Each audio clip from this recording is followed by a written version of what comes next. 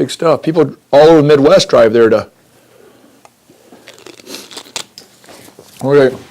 I'm just going to be me, Glenn. All right. Well, I don't care if it's not interesting. That's me. Hi, this is Glenn from Thrive After 50. I'm sitting here with Kevin Shoults. Kevin is a 5th degree black belt, and he has his own company here. And tell us, how did you get involved in this in the first place? Thanks, Glenn. Happy to be here.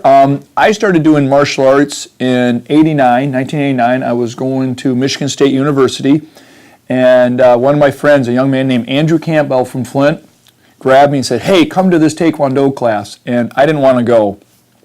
Probably studying, working out, hanging out with friends, and he bugged me enough that I went. He broke me down, and I went to the IM West building in the basement, 3 levels deep, next to the pool boiler, and circus mirrors, and dirty and grimy, and Glenn, I loved it.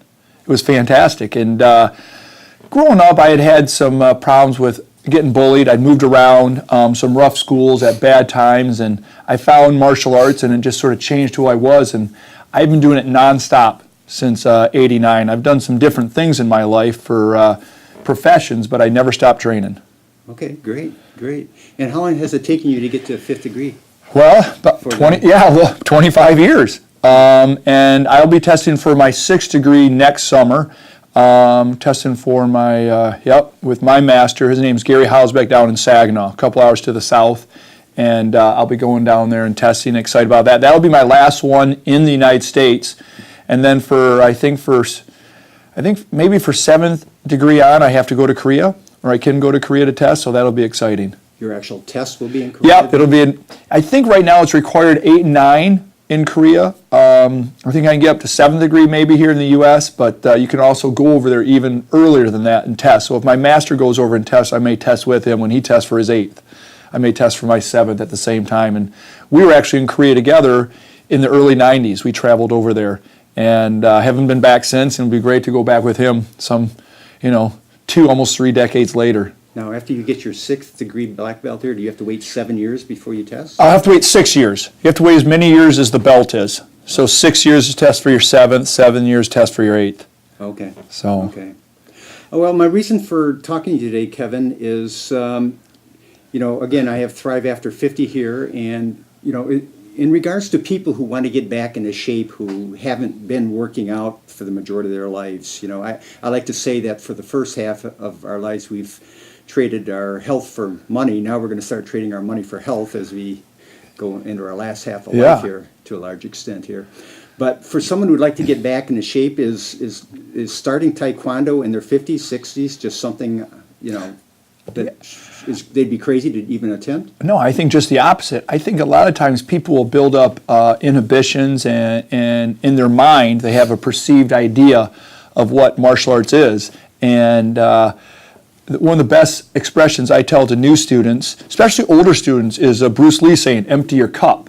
And basically the idea is to come into a martial arts school, do a little research, make sure it's a reputable one, it's clean, convenient times, and it's affordable for you, and talk to the instructor. But to come into martial arts with an open idea, nothing from TVs or movies, or maybe experiences shared by a friend or a family member, to just come in and experience it fully. The benefits to my students, generally who are over 50, I have a number of students who train with me. Number one, flexibility training. As we get older, our body likes to get tight, and we never stretch enough. So flexibility is huge. I know you've made great gains with your stretching and flexibility since you've been training Tae Kwon Do with me. 2, core strength, lower back, abdominal, adductor muscles. Just those muscles allow us to have strength and movement, which is so key. Number 3, a steady gait. One of my students named Sue was referred to me by her doctor because she kept slipping and falling on ice. And so her doctor said, well, you should go to martial arts so you learn how to fall properly. Well, the neat thing was she learned how to fall without getting injured, but after she started doing Tae Kwon Do, she didn't fall anymore in the winter on the ice because she had a steady gait. And we know that's important as you get older, like with balance and timing and just being confident as you walk around. I think a 4th one is self-defense. We know that crimes and against elderly people is always on the rise, seen as easy targets for home invasion, but anywhere. And I think martial arts training, learning simple, effective moves that you can perform under pressure, always positive. And then the last one, I think, camaraderie. To come in with like-minded individuals and to train with them is so important. Kicking and punching is a cathartic feeling. You get rid of all that negative energy, but then to train around other positive people, huge. And I see most of the people who come in here, it's because they want to see their friends. They get excited. The YMCA did a study several years ago when they were revamping their gyms, and they spent, I forget how many millions of dollars to figure out what they could do in a gym environment so that more of their clientele would train and become fit and would stick to a fitness regimen. And Glenn, the number one thing, it wasn't time of day, it wasn't the amount of money in machines, it wasn't education level, it wasn't even age. The number one indicator about whether or not people came into a fitness facility or came and worked out was whether or not they had a friend there. And so people who have friends at places, be it they're more likely to go. You're more likely to text them, email them, call them, because someone's waiting on you. Hey, Glenn, are you going to be there tonight at class? Yep, I'll be there. Mm-hmm. So I just think how important that is, the camaraderie. Tae Kwon Do is an individual pursuit. You're not on a team necessarily where, so let's say when new one comes in, we also have this idea that if I come in and I'm a white belt brand new and you're a red belt, then I'm somehow going to slow down the class.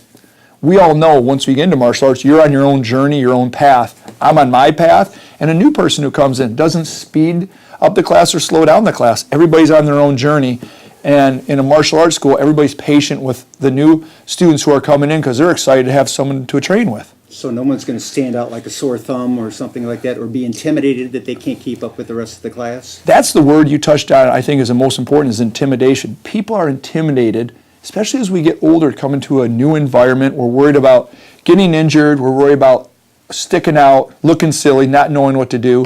I take care of that by doing introductory lessons on the front end. I like to have my clientele come in and do a private with me, and so we go over like how to wear the uniform, how to tie the belt, the etiquette of bowing, and go through 5 or 6 of the basic moves so that when you get into a group environment that you feel more comfortable to empower that student.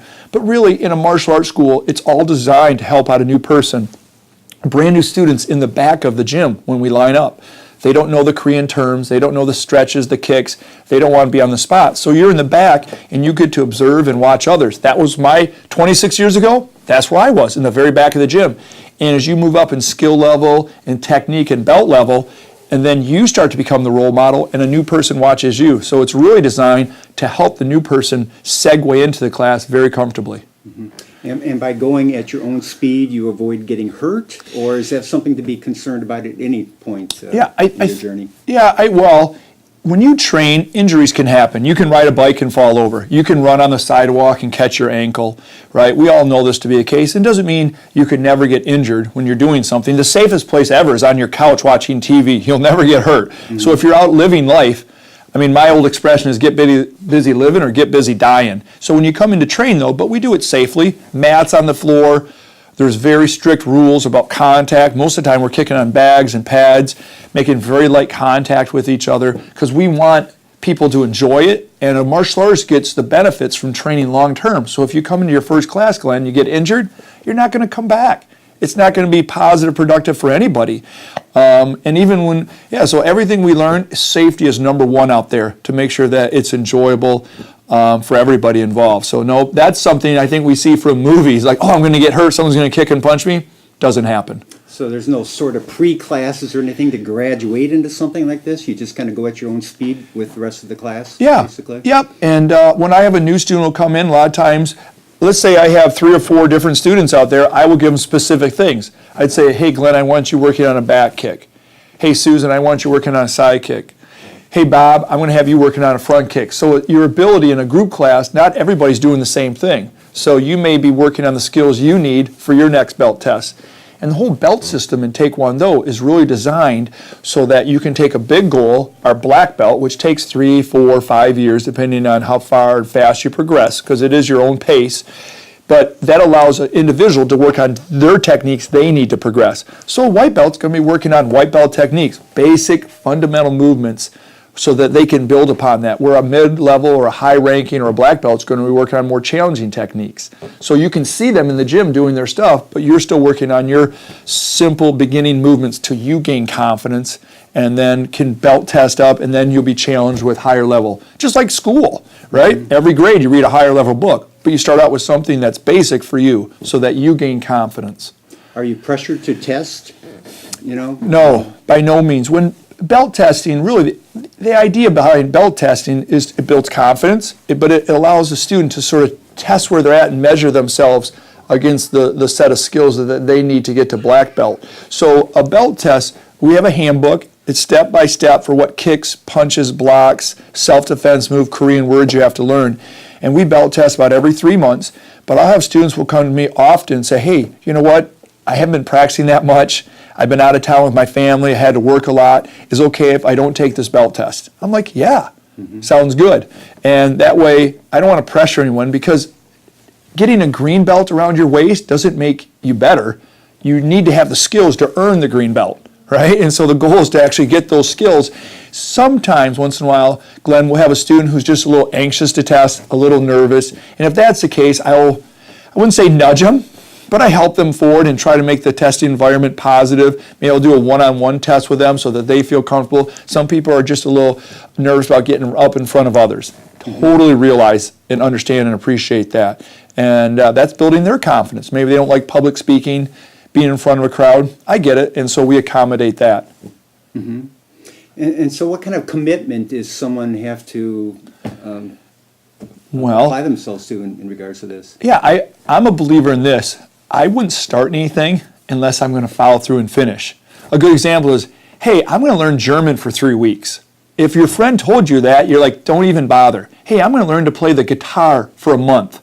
You're like, well, don't even bother buying a lesson or a guitar, because it's no use. Martial art is like a discipline. Be it a foreign language, be it a musical instrument, you have to apply yourself to it over a long period of time to get the benefits. But those benefits come back to you so strong, so it's worth it. So my mindset, I mean, from a financial point of view, someone in my facility, my gym, can sign up for a month and pay for a set of classes, and after that month they decide it's not right for them, that's fine.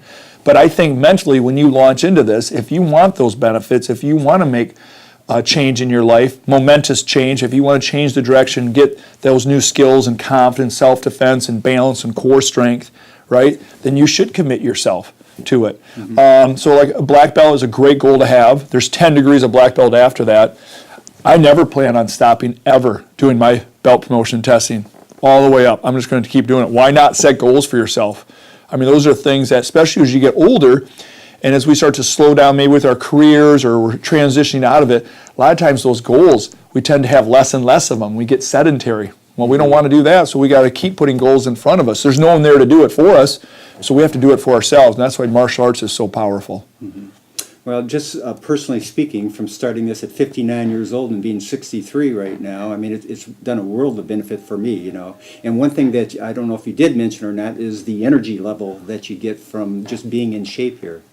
You know, now I've committed to pretty much doing this 3 times a week there, and you know, and I sometimes leave during the winter, but I still keep up the stretching so I can come back. Like you said, I think that's one of the most important things is getting that stretching in that so many people do not do. And that's where injuries come from. You're fighting your own body. Once you get tight, you're fighting your own body in everything you do. And you have had huge gains in that. And you're a good role model for someone after 50 coming in and just picking it up and going after it. And it wasn't easy, but for you stayed with it. You were consistent. You were positive. You had a challenge. You overcame it. So proud of you. Well, thank you. Yeah, you're welcome. So I guess overall then what you would say to people that we're contemplating doing something like this is not that they're crazy, but it could be very beneficial and hold lots of it's positives. Fun. Yeah, I mean, martial arts training is fun, and then the positives that come out of it are huge. I mean, we covered them all, from the flexibility to the strength to the increased energy. The more you work out, those endorphins are released, the better you feel, you have more energy. That's often an excuse that I get from people is that I don't have enough energy or time. And of course, we know you don't have time to be sick. There's 168 hours in a week. Dedicating 2 or 3 hours to martial arts training, nothing. we spend that much time deciding what we're going to watch on our Kindle or TV or Netflix, right? And so to be able to come in and do this, it really just is that courage to say, you know what, I'm going to try something new. I'm going to step outside my comfort zone and give martial arts a try. And do you find that there's usually a length of time that someone should apply themselves before they start seeing the benefits, the results? Or do you think those are pretty much right away? Well, it's interesting. You bring up time. There's a story, an old parable, and sometimes I tell my students stories from the old days about a young boy who travels across Japan to find the greatest master ever because he wants to train with him. So as he gets to the master's academy, he says, how long will it take me to become your best student? And he goes, well, it'll take you 10 years. And then the young boy goes, what if I train as hard as I can, harder than everybody else? And the master says, it'll take you 20 years. He goes, what if I train night and day and I do nothing else other than train in martial arts under you? He says, it'll take 30 years. He goes, Master, why is it every time I tell you I'm going to train harder, you say it'll take longer? And the master says, well, with one eye fixed upon the destination, you only have one eye left, right, to find the path. And so the idea behind that story is don't worry about where you're headed, worry about what's in front of you. We call it in martial arts Zen. I think in Western society we call it the zone, right? When we see Michael Jordan go up for a layup or whatever sports star do something incredible, they're in the zone. Well, Zen is totally engaged in what you're doing. And so to come in without an idea of where I want to go, and those are Western concepts. Oh, I have to get here by here. I have to do this by that. People in China will practice 128 move form their whole life. They'll practice one form their whole life in the park, when they're born and when they die. It never changes. And they get tremendous benefits from Tai Chi from doing that. They just worry about what they're doing at that moment. And that's something that it's really hard in our society to do. You got to get back to that text. You got to pay that bill. Oh, I got to call that person. I got to set up dinner reservations. I got to do this. I got to do that work. Crazy. So being in martial arts allows us to be fully engaged into one thing and not to worry about what's happening or how long it's going to take us, but just to fully enjoy that. And when you do that, the results come. So I would say not to worry about the results, but knowing that, long term, you're step back globally and say, well, if you're stretching every day and you're working out every day and you're doing your sit-ups and you're doing your kicks and punches and you're doing your break falls, you're going to get those strength gains because that's the way the body responds to that training. So you'll get it, but the good feeling will start day one. The strength, the confidence, the moment you walk out of your first class, you'll feel empowered. So I say get after it. Great. Now you mentioned Tai Chi. Is that an alternative to someone else? You get the same benefits from something like that? Yeah, Tai Chi is actually slowed down martial arts. So the movements and the flowing is actually blocks and parries and strikes and kicks. Is a great martial art. From there, it works a lot of balance and strength and timing. It is less combative based. It's less self-defense based. But for some people, it may be the right place to start because it is very slow and methodical. From doing your forms, a set pattern of motion over and over again becomes very meditative from there. So there's definitely a component of that to Tae Kwon Do. All martial arts are similar in that regard. It's just a very slow, working a lot on breathing. So yeah, that would be a great thing to look into as well. Okay. All right, well, Kevin, thank you very much. I appreciate it. It's been a pleasure taking Taekwondo with you, and I've enjoyed it very much, and it's done wonders for me. So that's my recommendation, everybody, is if you really want to test yourself and get into something that is going to make a world of a difference for yourself, try Taekwondo, Tai Chi, or any martial arts there. Okay. Good training. Yep. Have fun. Thanks, Glenn. Yep. Thank you. That was good.